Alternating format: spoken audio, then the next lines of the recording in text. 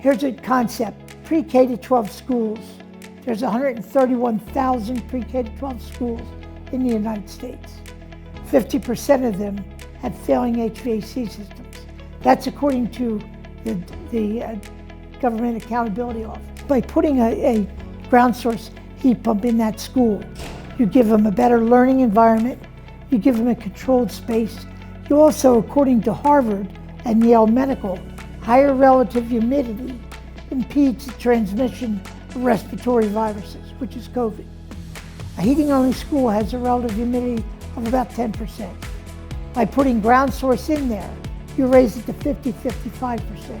So now you're not only helping them with a better learning environment because it's 70 all year long, but you're also reducing the ability to transmit viruses. So you're helping a better, healthier environment for not only students, but staff as well.